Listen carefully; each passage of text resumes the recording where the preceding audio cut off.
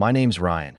I'm 26, and for as long as I can remember, my family has had this uncanny ability to turn even the simplest situations into a test of loyalty, and I've never passed in their eyes. It's like they keep a mental scoreboard of every time I've failed to measure up, whether that's not eating enough at a family dinner, showing up 5 minutes late to a barbecue, or refusing to laugh at one of my dad's digs at me. If I push back even slightly, I'm told I'm too sensitive or trying to make myself the victim. That's just the environment I grew up in. Sarcasm and judgment disguised as family bonding. It had always been little moments, the kind you could almost brush off if you wanted to keep the peace. My dad, Mark, is the kind of man who thinks admitting weakness is a sin. His favorite phrases are "walk it off" and "stop making excuses." My Aunt Laura, his older sister, is cut from the same cloth, except she wraps her criticism in fake concern. She'll ask if I'm feeling okay, then follow it up with, "You've always been a bit fragile, haven't you?" My mom stays mostly quiet, though every so often she'll chime in just enough to keep herself from looking like she's not part of the group. And then there's my cousin Tyler, Aunt Laura's golden child. He's 30, still lives at home, and somehow never lifts a finger to help at gatherings. Yet he's constantly praised for being such a hard worker. I learned early on that family events weren't about enjoying each other's company. They were about proving yourself worthy of belonging. So I played along when I was younger. I smiled, helped with chores, tried to keep my head down. But no matter how much I pitched in, it always seemed like I was the first one to be criticized if something wasn't done right. My dad would find a way to twist it, and Aunt Laura would nod along, eyes sharp like she was taking notes for later. The day it happened, I'd already been dreading the family cookout. It was at my parents' house, which meant I couldn't exactly make an excuse to skip without causing a storm. The plan was the same as always: eat, chat, then clean up for hours while my dad and Tyler lounged in the living room watching TV. I told myself I'd just get through it quietly. I showed up on time, brought dessert, and even offered to help my mom set up before anyone else arrived. She accepted, but I could tell from her tone she thought it was the least I could do. By the time everyone was there, the air felt heavy, partly from the summer heat, partly from the usual tension. Conversations were light on the surface, but I caught the sideways glances when I didn't laugh at Tyler's jokes about me still being single. I kept busy, running back and forth between the kitchen and the yard, carrying trays of food, refilling drinks. The heat started getting to me at some point, and I felt this strange tightness in my chest. It wasn't like anything I'd felt before, a mix of pressure and dizziness. I tried to ignore it, figuring I just needed to sit for a minute. But when I finally leaned against the counter, my dad's voice cut through the background noise. "Quit faking it," he snapped from across the kitchen, eyes narrowing like I'd just committed a crime. "We still have dishes piled up in the sink. You're not getting out of helping." I opened my mouth to say something, to explain that I really didn't feel well, but before I could, Aunt Laura chimed in from the dining table. "Oh, please, Ryan. You've been pulling this act since you were a kid. The old, 'I'm not feeling well' trick to get out of cleaning. He's just tired from standing, Mark. Don't coddle him." Her words stung in that familiar way, like a slap wrapped in velvet. But before I could even think about defending myself, another wave of dizziness hit me. My vision blurred slightly, and I had to steady myself against the counter. My breathing felt shallow, each inhale shorter than the last. I could hear my pulse in my ears, fast and uneven, and a cold sweat started forming at the back of my neck. I just need." My voice sounded weak, even to me. I tried to take a deeper breath, but it felt like my chest was locked in place. "Oh, for crying out loud," my dad muttered. "Fine, sit down for a second. But don't think this means you're done helping." His words were sharp, almost impatient, like I'd just inconvenienced him. I tried to walk toward a chair, but halfway there, my legs buckled. I caught myself against the wall, and that's when my cousin Tyler looked up from his phone. "Man, you're being dramatic," he said with a smirk. "You should have been in theater." I wanted to shout at them, to make them see that this wasn't some performance, but my breaths were coming faster now, shallow and panicked. My chest burned. My hands tingled. I could feel the edges of panic closing in, though it wasn't the kind you could think your way out of. It was physical, involuntary. That's when my mom, finally, stood up and said, "Mark, maybe we should." But she didn't finish. Someone had already called for an ambulance. I didn't even see who. All I knew was that moments later, A paramedic was in front of me, crouched low to meet my eyes. "Sir, can you hear me? How long have you been having trouble breathing?" I tried to answer, but it came out as a strained gasp. He pressed 2 fingers to my neck, checking my pulse, and his expression changed instantly. "We need a stretcher now," he shouted toward the door. The shift in the room was immediate. Chairs scraped. Conversations cut off mid-sentence. Aunt Laura's face went pale, and my dad froze like someone had hit pause on him. The noise of the party died, replaced by the quick, purposeful movements of the EMTs. And in that sudden, suffocating silence, every single one of them realized at the same time that something was seriously wrong. But instead of that instant outpouring of concern you'd expect from family, there was this awkward hesitation, like they didn't quite know how to act now that their lazy, dramatic narrative about me didn't fit. My dad stood there with his arms crossed, watching the EMTs wheel the stretcher in, as if waiting for them to declare it was all in my head. Aunt Laura had that tight, polite smile plastered on, the one she uses when she's pretending she didn't just insult someone. They got me onto the stretcher and started moving me toward the front door. I could hear snippets of their conversation behind me. Low, hushed tones, but I caught enough to piece together the gist. Aunt Laura said something like, "Well, you know Ryan. He probably just worked himself up. He's always been a bit theatrical." My dad mumbled something in agreement. Even now, as I was being taken to an ambulance, they were still clinging to the idea that I was faking. The ride to the hospital felt like it lasted both 2 minutes and 2 hours. My mind kept bouncing between the rising panic of what was happening to my body and this deep, hollow ache from knowing my own family had written me off so quickly. The EMT kept talking to me, telling me to focus on breathing as best I could, that they were getting oxygen ready. His voice was calm and steady, a lifeline I clung to. When I finally stabilized in the ER after tests and treatments, I was exhausted in a way I'd never felt before. Physically, mentally, emotionally. The doctor came in, serious but kind, and explained what had happened.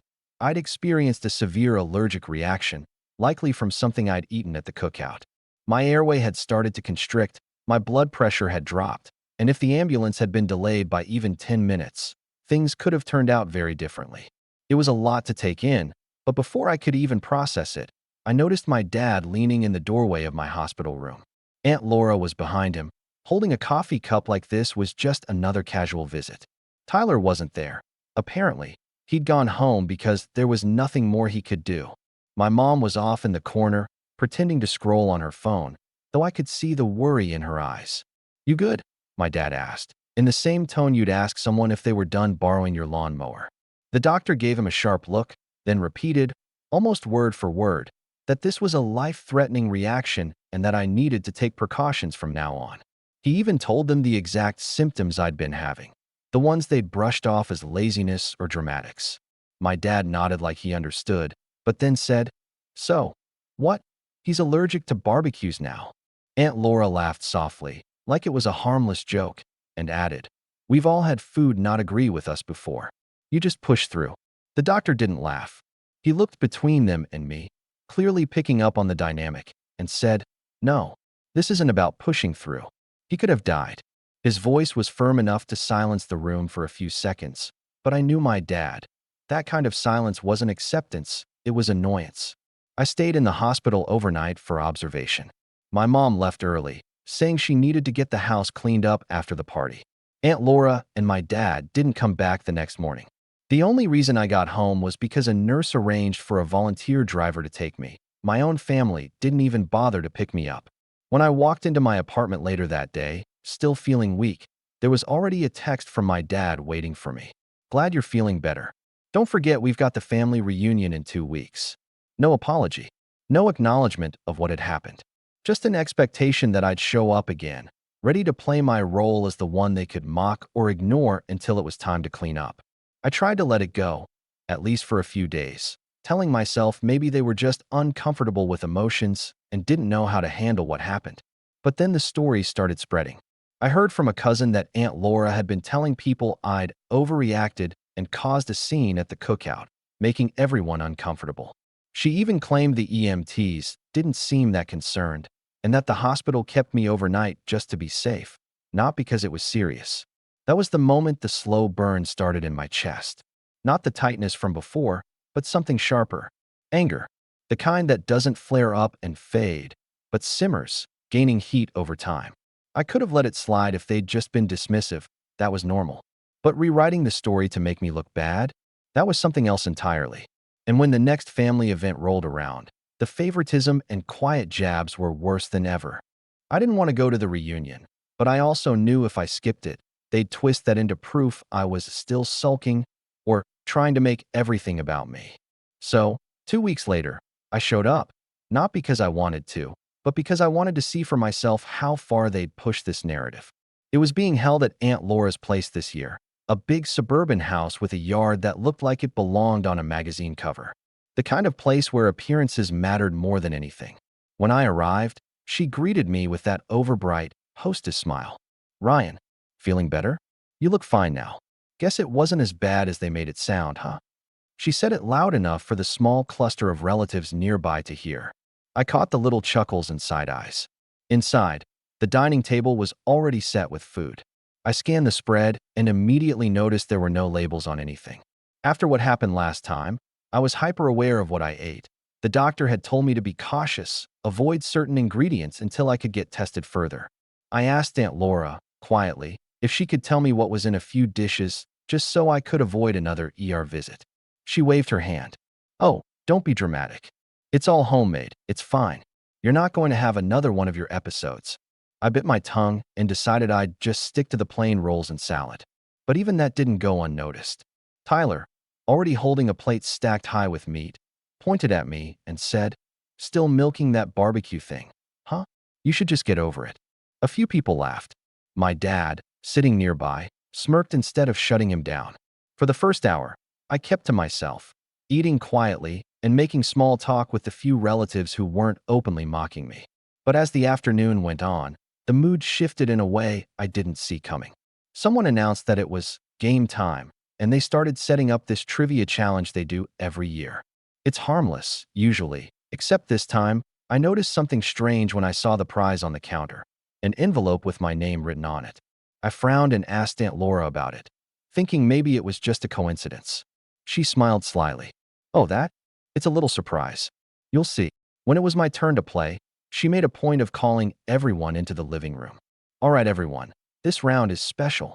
We've got a Guess the Lie game, starring Ryan." I froze in place as she continued. "We're going to read 3 stories about him. 2 are true, 1's made up, and you all have to guess which one's the fake." I wanted to object, but they'd already started. The first story was about how I once spilled a drink on my cousin at a wedding and blamed the bartender. True, but I was 15 and it was an accident. The second was about me pretending to be sick at last year's reunion to avoid helping clean. Completely false. And the third was about the cookout 2 weeks ago. Only, in their version, I pretended I couldn't breathe so I could get out of cleaning dishes, and the EMTs supposedly told me it was probably just nerves. They even added that I looked totally fine when I left in the ambulance. Everyone laughed. They were laughing at the thing that almost killed me. I could feel my hands trembling, heat crawling up my neck. My dad was in the corner, grinning. My mom sat stiffly but said nothing. Then Aunt Laura picked up the envelope. "Here's the fun part. If you guess the right one, you get this $50 gift card. If no one guesses, Ryan gets it." The guesses started flying. Some people thought the cookout story was fake. Others guessed the reunion one. But in the end, enough people guessed correctly, meaning they all decided the cookout story was true, and Aunt Laura handed the envelope to Tyler. Tyler tore it open, and I caught a glimpse inside before he could hide it away. It wasn't $50. It was a voucher for a barbecue restaurant. I don't think I've ever felt my stomach drop so fast. This wasn't just mocking anymore. This wasn't just favoritism. This was deliberate, targeted cruelty. They'd turned my allergic reaction into a family joke, complete with a prize, and made sure the person who'd mocked me the most got to wave it in my face. I left early that day without saying goodbye, but something inside me shifted on the drive home. The trust, whatever sliver of it I'd been holding on to, was gone. This wasn't about misunderstanding or generational differences anymore. This was about control, humiliation, and making sure I stayed in the role they'd assigned me. And that was the day I started planning exactly how I was going to take that role apart, piece by piece. The drive home from that reunion felt longer than any road I'd ever taken. My hands were tight on the steering wheel, but my mind was somewhere else entirely, looping over every laugh, every smirk, every sideways glance I'd just endured. The barbecue voucher image kept flashing in my head like a neon sign. I could hear Tyler's smug voice, Aunt Laura's gleeful tone, my dad's silent approval. When I got back to my apartment, I shut the door and stood in the dark for a few minutes. Normally, I'd throw on the TV or scroll my phone to distract myself, but this time, there was no distraction big enough. It all just sat there, heavy. I realized, for maybe the first time, that I was utterly alone in this. I didn't just have an unsupportive family. I had a family who saw me as entertainment, as someone they could publicly ridicule for sport. The days after were quiet, but in a hollow kind of way. I went to work, came home, ate whatever I could throw together, and barely spoke to anyone. I wasn't even angry in the explosive sense anymore. I felt drained, almost numb, like they'd finally succeeded in squeezing all the energy out of me. Even the thought of confronting them seemed pointless. What would I say? Please don't mock the thing that almost killed me. They'd twisted into me being sensitive again. I started dodging their calls. Aunt Laura left a voicemail about needing me to bring dessert for Tyler's birthday. My dad texted me a reminder about a family work day to help out at his house. I ignored both. I knew it would cause ripples, but for the first time, I didn't care about the ripples. I cared about getting through each day without feeling like my chest was caving in. But even as I withdrew, I couldn't stop replaying certain moments. The way the EMT's voice had changed when he checked my pulse.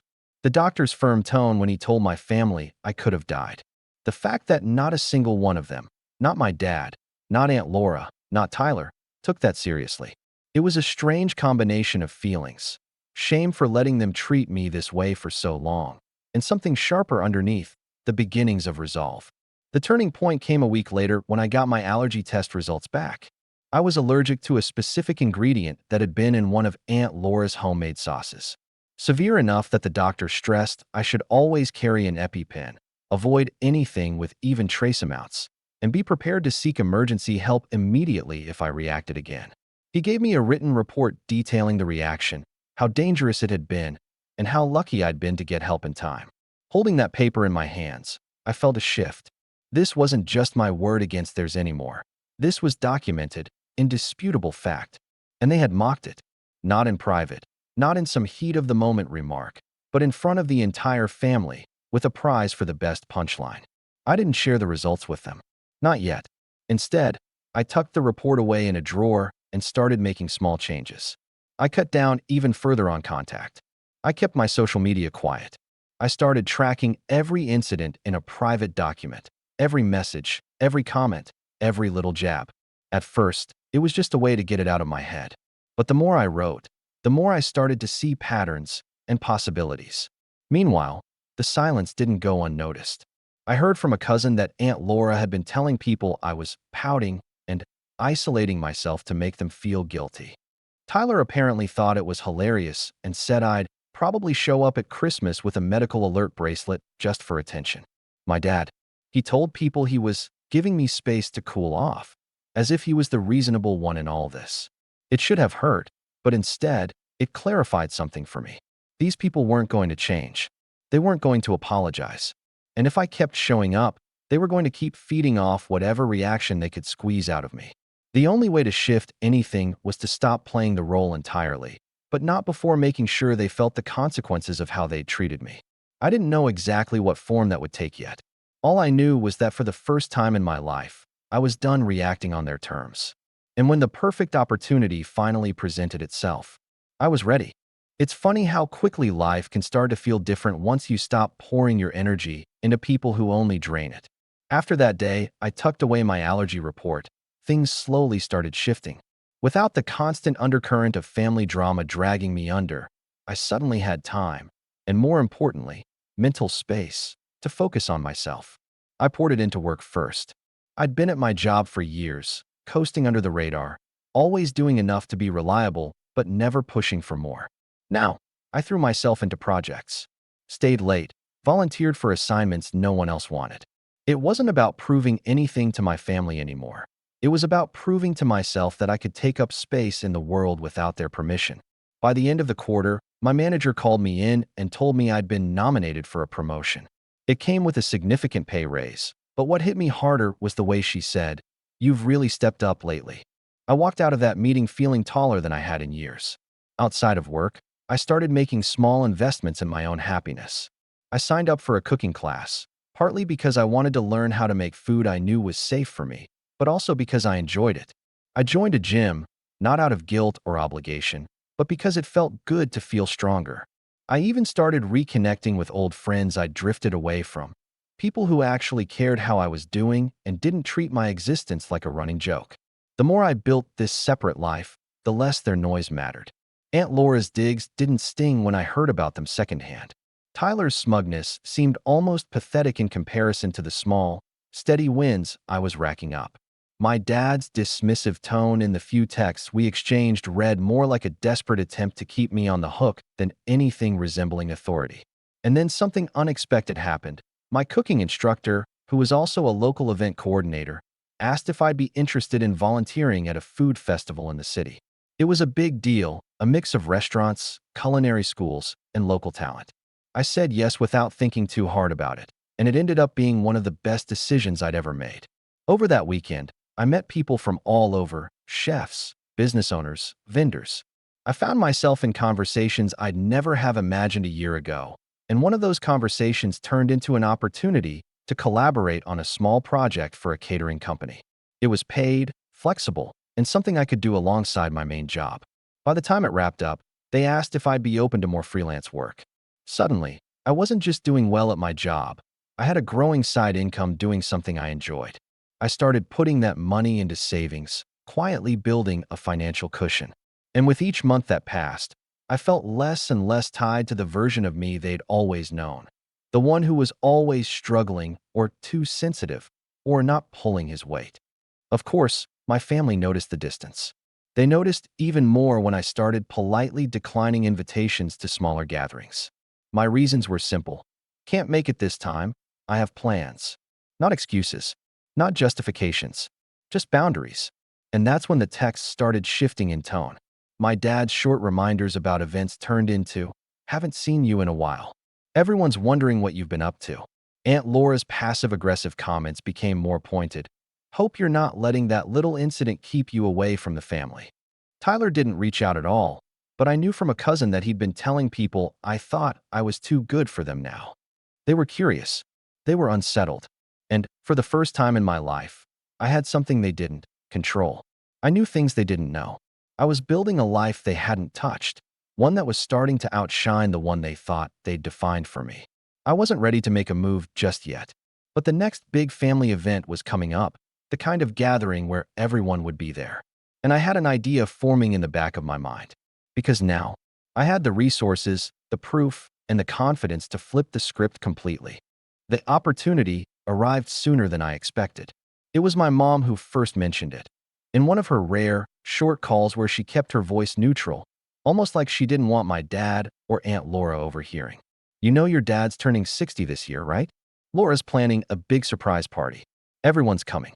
She hesitated before adding, "It's supposed to be formal. She's really going all out." I could practically see it in my head. Aunt Laura using the event to cement her image as the perfect hostess, Tyler strutting around like he was the co-host, my dad basking in the attention. And me? I'd be expected to quietly show up, contribute in some way, and endure whatever jokes they decided to toss my way that night. Only this time, I wasn't going to be the one caught off guard. The first piece of useful information fell into my lap a few days later. A catering contact from the food festival, someone I'd kept in touch with, posted on social media about booking a huge private party on the same date my mom had mentioned. The location? A high-end event hall in town. It didn't take much to confirm it was the same one Aunt Laura had chosen for my dad's party. Not only did I now know where it would be, I also knew who was catering it, and I had a direct line to them. That's when an idea began to crystallize. I didn't have the full plan yet, but I could already see ways to control the narrative for once. Ways to make the night unfold on my terms. My allergy report was still tucked away in my desk drawer, untouched since the day I got it, but the thought of it started to feel less like a medical document and more like a loaded weapon. Not in a malicious way, but in a way that could force the truth into the open without me ever raising my voice. Meanwhile, I kept playing my part. I replied to my dad's occasional texts with short but polite answers. When Aunt Laura sent out the official group message inviting me to the party, with a note that the dress code was black tie, no exceptions, I responded with a simple, looking forward to it. No sarcasm, no hint of my real intentions. Then something else fell into place. The catering company needed extra hands for a smaller event the week before the party, and they reached out to see if I'd be available. I said yes, knowing it would give me a perfect reason to chat casually with the head chef and some of the staff who'd be working my dad's event. I learned small but telling details: the exact menu, the setup schedule, even how Aunt Laura had insisted on surprise speeches after dinner. That last bit was gold. It meant there would be a moment in the evening when the entire room's attention would be focused on the front, a moment where anything said would be impossible to ignore. I didn't tip my hand to anyone. I just kept collecting information, making quiet calls, and mapping out how to use the night to my advantage. And as each piece of the puzzle slid into place, the anticipation started building. For years, they dictated the setting, the tone, and the story. But now, I had the location, the timing, and the perfect leverage to make sure the truth came out, in front of every single person who'd laughed at my expense. And best of all, they wouldn't see it coming until it was far too late to stop it.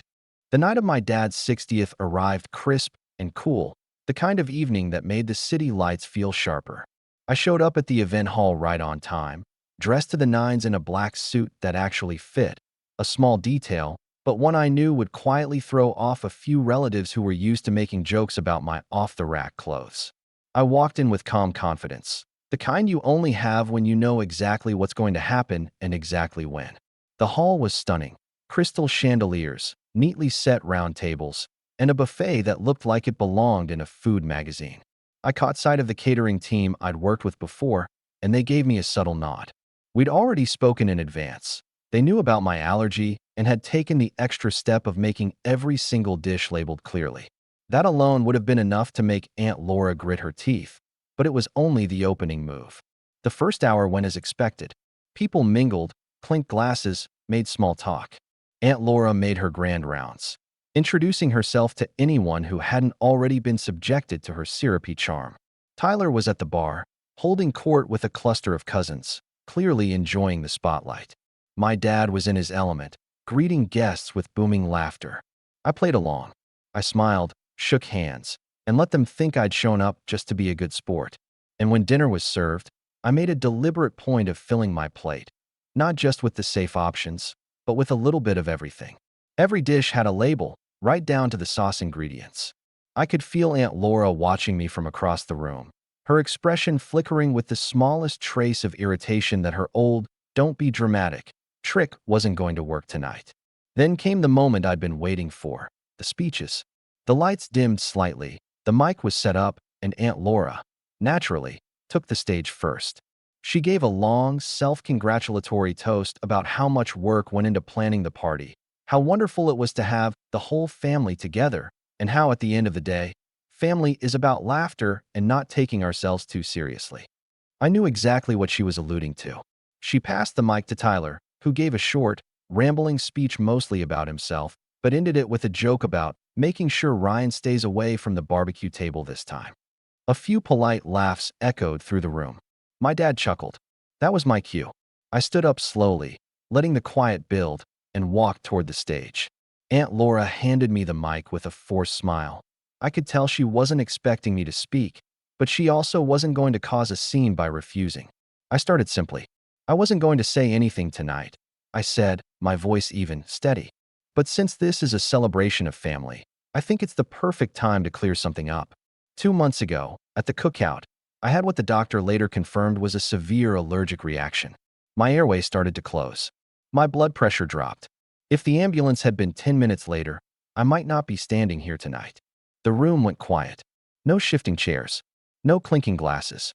Just stillness. I reached into my jacket pocket and pulled out the folded paper, the allergy report, complete with the doctor's notes. This is the medical documentation. Every symptom, every detail. I keep it with me now, just in case. And I want everyone here to know that in the middle of that reaction, My own family accused me of faking it.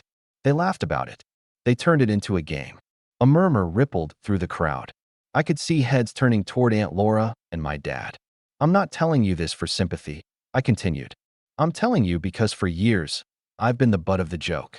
And I let it slide because I thought keeping the peace was more important than standing up for myself. But this, I tapped the paper lightly. This is the line. I'm done playing that role. I handed the paper to the cousin sitting closest to the stage. Pass it around if you want. It's not my word against anyone's. It's the truth in black and white. Then, without raising my voice or adding anything dramatic, I set the mic back on the stand and walked off stage. I didn't look at Aunt Laura or Tyler or my dad. I just returned to my seat, picked up my glass of water, and took a sip while the silence hung heavy over the room. That silence was worth every second of planning. But it was the reaction that came next, slow, subtle, and then suddenly sharp. That told me the night was far from over. It started with whispers, soft at first, like people were trying to process what they'd just heard. Then the murmurs grew into clusters of quiet conversations, heads leaning toward each other. I didn't have to listen closely to know the tone had shifted. The polite smiles were gone, replaced with uneasy glances toward the front of the room. Aunt Laura was frozen beside the podium, still holding her wine glass like she couldn't decide whether to take a sip or throw it. My dad's face was flushed, not with embarrassment, but with that stubborn, bristling defensiveness he always got when someone challenged him in public. Tyler, on the other hand, was grinning in disbelief, as if waiting for someone to jump in and save them from this awkwardness. Only no one did. Instead, an older cousin, one who'd been at that cookout and apparently hadn't realized the severity of what happened, walked up to me at the table. "Ryan, I didn't know it was like that. I'm sorry. That's not okay." He said it loud enough for nearby relatives to hear, and I caught the flicker of discomfort on my dad's face. Another aunt chimed in, agreeing. Then a few more voices joined, all at once. The social tide was turning right in front of them. Aunt Laura tried to recover, stepping forward with a laugh that sounded paper-thin. "Well, I think we can all agree Ryan's making a bigger deal out of this than necessary." "Laura," someone cut her off sharply from across the room. "He almost died. That's not a joke. That was it. The dam broke." People started questioning them outright. "Why didn't you take it seriously? Why turn it into a game? Did you really hand out a barbecue gift card after that?" The catering staff, who'd overheard enough while setting up, quietly confirmed the menu labels were something they decided to do after I told them my story. That alone made Aunt Laura's "it's fine" attitude look even worse. My dad stood, trying to quiet the room, but the more he spoke, the worse it got. His insistence that it was all in good fun only made the pushback louder. For the first time in my life, I watched them lose control of the narrative, not because I yelled or stormed out, but because their own behavior was finally being held up to the light, in front of the very audience they'd always performed for. The rest of the night was tense. Some relatives avoided them entirely, gravitating toward me instead. Others left early, clearly uncomfortable. The speeches were over, the easy laughter gone. As for me, I stayed until dessert, enjoying quiet conversations with people I'd barely spoken to at past gatherings. And when I finally got up to leave, I walked past Aunt Laura and my dad without a word. My dad muttered something under his breath, but I didn't slow down. I didn't need to. The last thing I saw before stepping out into the night was Aunt Laura standing alone at the empty podium, scanning the room like she was still trying to figure out how everything had flipped so fast. And for the first time in years, I realized they weren't laughing anymore.